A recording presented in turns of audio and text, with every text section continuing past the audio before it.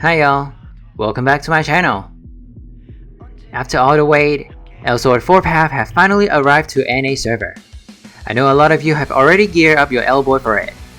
And today, we're gonna cover 4 Path along with all Elsword. But let's bring in some news from KL server. They finally nerfing the birth rate and adding story mode. Oh boy, I think there's a lot of people who want to try out the raid for such a long time. And to the player who struggled through the endgame stage without knowing the mechanic, the time has come. Getting a VOS weapon would not be a dream anymore. Now back to NA server. The dungeon revamp sure helps a lot of new players level up faster. Along with the new growth support, I think the game is now easier to play at early stages. The boy weapon now is very easy to drop. You'll mostly get the weapon within 5 runs. You can now make so many ults without suffering from gear. Okay, that's it for the news. So we should start with Elsword's unique system, Weight of Sword. His system is similar to his sister, Alice's. You can switch between Fatality and Distraction mode. You'll gain buff under Blue mode when it's active, and reduce MP cost and CDL for blue skills. When switching to Red mode, his West skill damage will enhance for extra 50%. It's a pretty strong and useful system, I would say. This system is very simple to use, just requires some decision making when it comes to mode switching. Before start reviewing, make sure to subscribe to my channel for new video update and other engagement. First path, Night Emperor.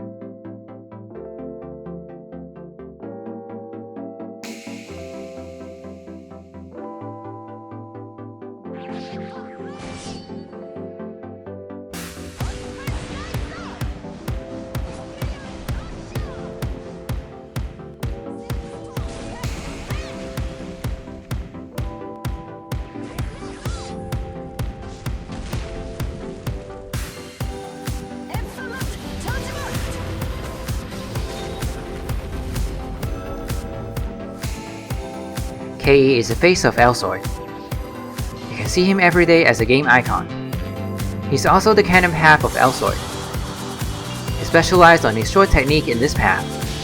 Well, we always say that the lead character of the series or anime has the 主角光環 in Chinese, which means he has so many advantage and buff just because of being the lead character. And I'm pretty sure KE has that kind of love from the game too.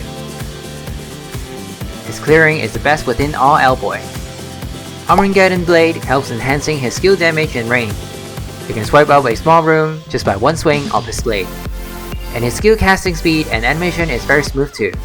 And along with the solid skill damage, making his clearing so good throughout the game.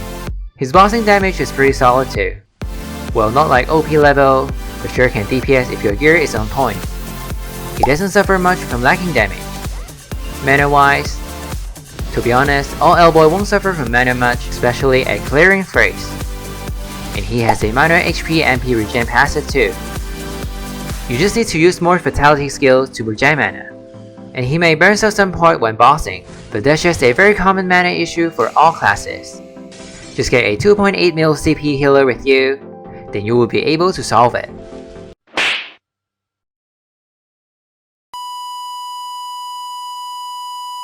And when it comes to support, KE is pretty useful for parties. He can provide SA buff for global party members. If you pop Windslayer with common attack, the CD of your skill doesn't really exist, so you don't really have to bother with the cooldown.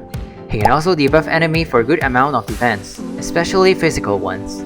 Pretty useful for physical parties, or simply just want to replace CET now. So KE is an all-around character. He has solid damage on both clearing and bossing, low CDL with passive and unique system, making his gameplay is pretty easy for all phases. His skill set is pretty simple and smooth, indeed a very new player-friendly class in general. But he's somewhat boss size dependent if you want to burst with full damage. His bossing burst damage, but not good as other L-Boy does. He wasn't really meant to be a support, with the current meta shifting, SA became less important for raids party. People might not always want a KE debuffer for support. But after all, KE is still the face of the game. He is a solid class that can do a lot of things. I really like clearing with KE. That one slash and wipe out the room experience is very satisfying. You can't really go wrong with KE. Second path, Rune Master.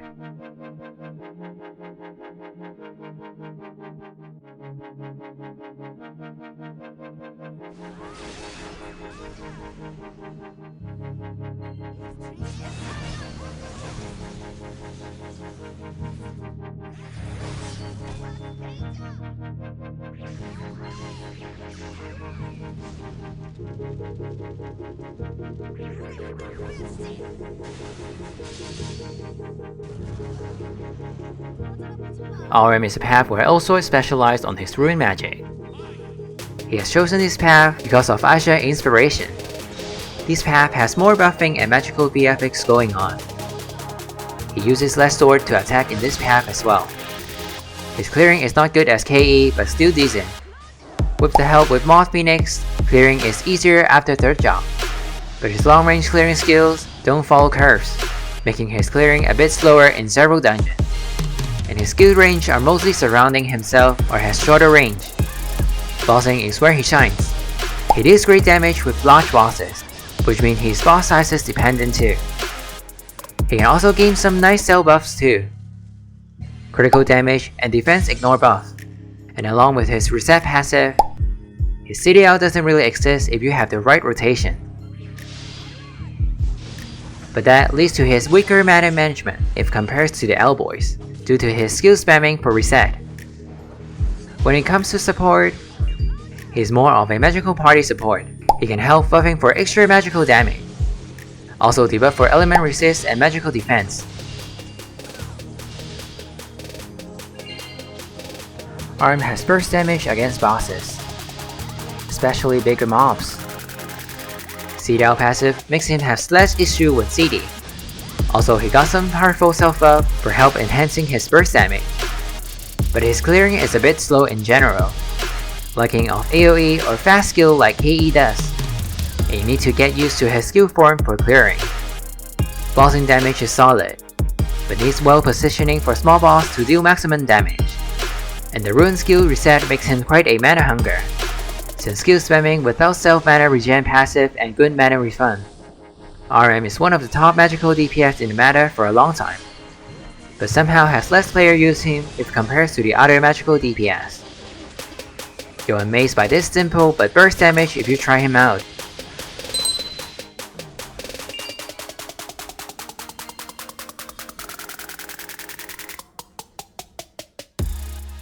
Third path, Immortal.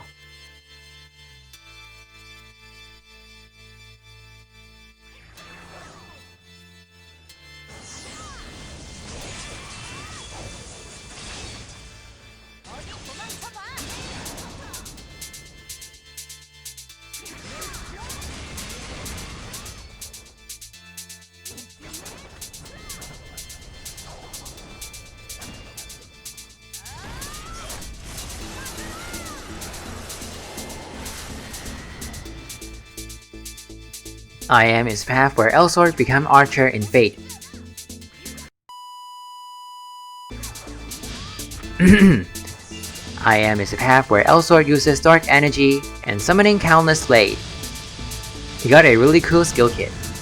I was pretty amazed by his sword summoning design. Holding double sword is one of his features too. His clearing might be the weakest out of all four. His skill generally has shorter range, either slow on travel or comes with long skill animation.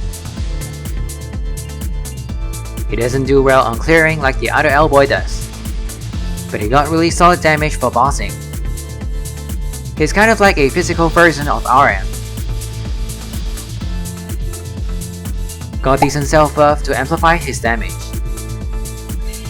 The percentage of his skill is pretty decent too, also great at slaying large bosses. It requires positioning for small bosses as well.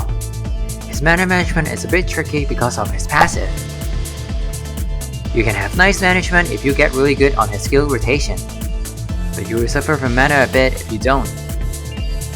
Blue mode sure does help a bit, but that heavily depends on your skill rotation and gear building. Supporting wise, He can only debuff for damage taken. Not really much to offer if not DPSing. I am got decent boss damage with cool skill kit. You can do a lot of fancy combo with him. He has decent passive and buff for speed, makes up for his long skill animation. And he is heavily relies on skill rotation in general. It will affect so much when it comes to mana and CD management because of that. IM is a class that requires a lot of practice and understanding of his skill. He also lacks some support ability. Won't be easily taken if you're not the DPS. But if you play him well, he gives you back an amazing damage as reward. A hidden gem indeed. 4th half, Genesis.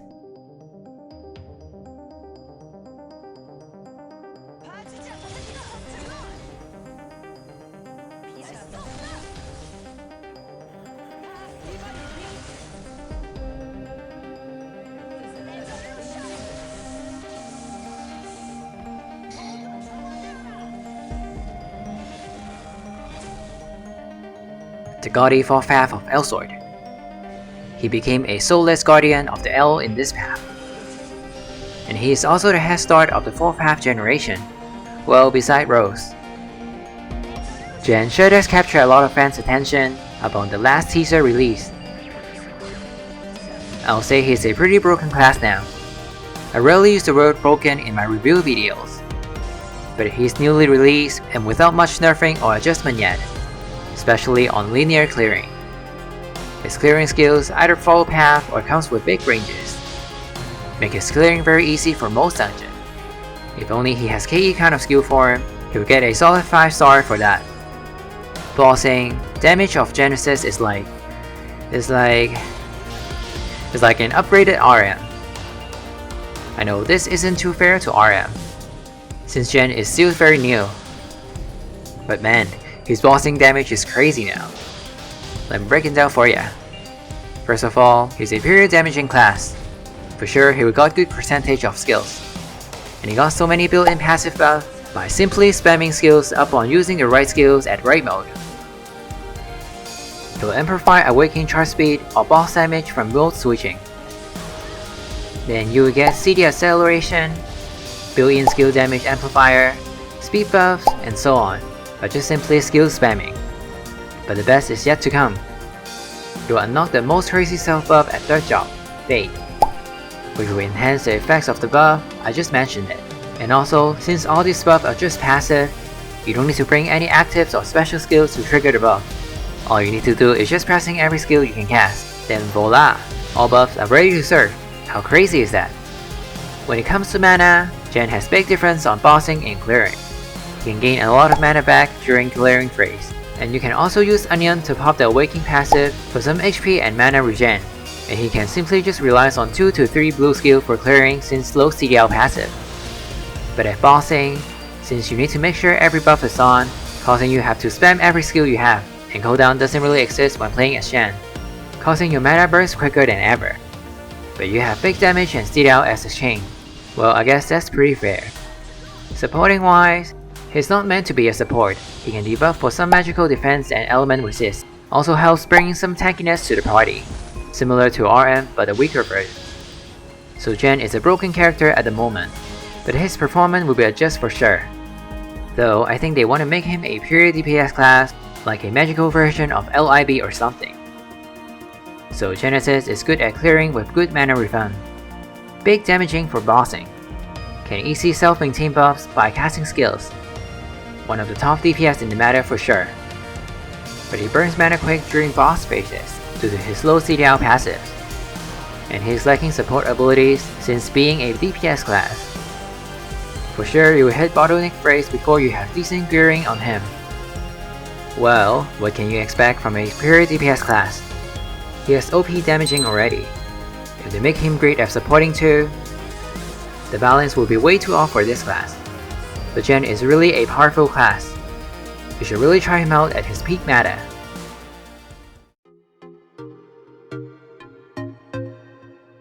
Shout out to my L-boy friends who provide a lot of info for this video. Thank you.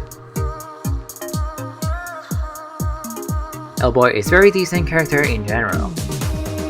His damage is pretty strong no matter at which path. I guess his lead character buff is pretty solid after all. Which L-Boy is your favorite? Comment and let me know who's the best L-Sword of yours. Man, I really like this game and messing around with my beauties. This game indeed brings a lot of joy to me. And without it, I probably won't start doing YouTube. I'm blessed to have your support all along. I should as well start exploring different games. Let me know if you have any fun game you would like to suggest to me. I hope to see you guys in the world of L-Sword in the future. Peace.